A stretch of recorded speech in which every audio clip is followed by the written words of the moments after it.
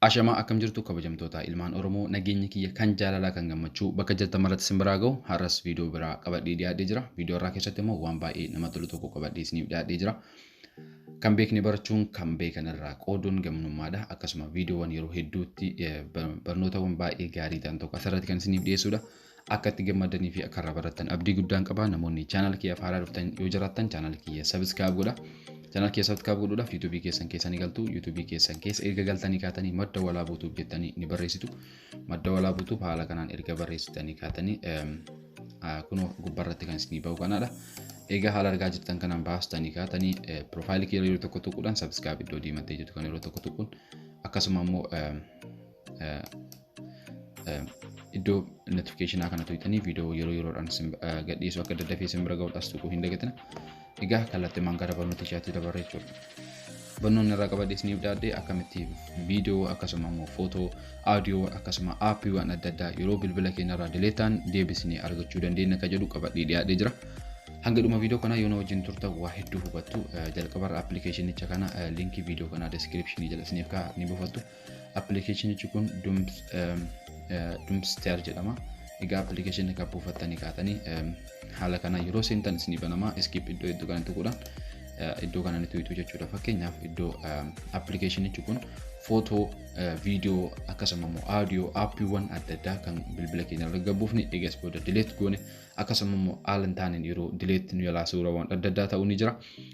Inni kun bilbila keenya irratti save kan godhudha jechuudha. Aappiiwwan kanaan dura jiran hundarraa kan adda ta'e tokkodha jechuudha. Fakkeenyaaf iddoon keenya ni beekna bilbila keenya irratti footoowwan delete nu yaalaa ta'e kan aappii save nu godhu ni jira.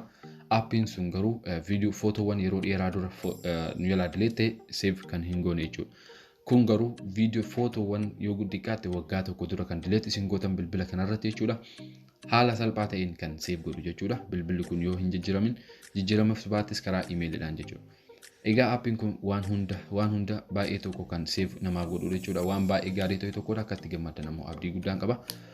Egaa jalqabaree akkuma haala argaa jirtan kanaan seentanii gara bitaa kanarra tuqxaniiti deep scan recovery kan jedhu kan tuqxu.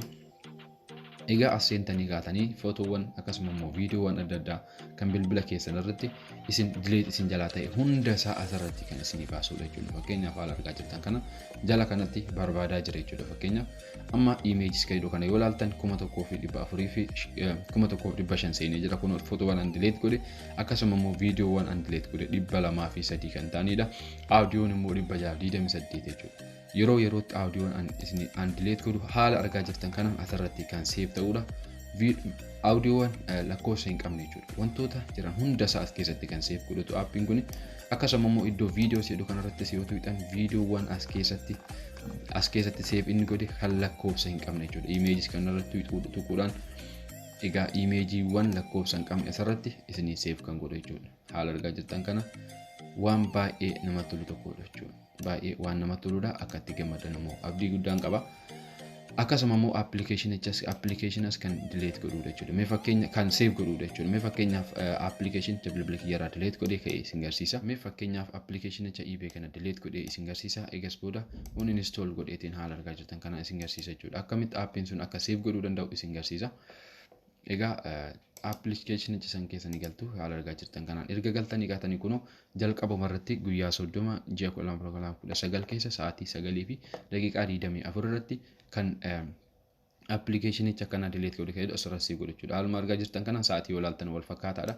As tuquudhaan install godhachuu dandeessu jechuudha. Aappii kana haala argaa jirtan kanaan install gootu jechuudha. Aappiiwwan isin jalaa delete ta'e akkasuma immoo photos save godhuudhaaf iddoo kana erga tuqxanii kaatanii fakkeenyaaf asirratti tuquudhaan footoowwan isin jalaa delete ta'anii jiran as fakkeenyaaf footoowwan jiran dhiifama footoowwan jiran as keessaa fakkeenyaaf delete kan ta'an gara restore to gallery kan jedhu kan tuqxu. Egas booda asirratti wantoonni isin beekuu qabdan start free trial kan jedhu osoo hin ta'in watch and end kan jedhu kan add kan jedhu kan tuqxu.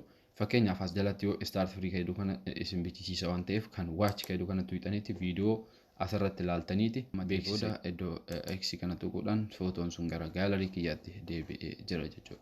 Egaa waan baay'ee namatti tolu tokkodha. Akka itti gammaddan immoo abdii guddaan qaba. Namoonni chaanal kiyya faara dhuftan amma sirrii isin gaafadha. Chaanal kiyya subscribe godhuu hin dagatina.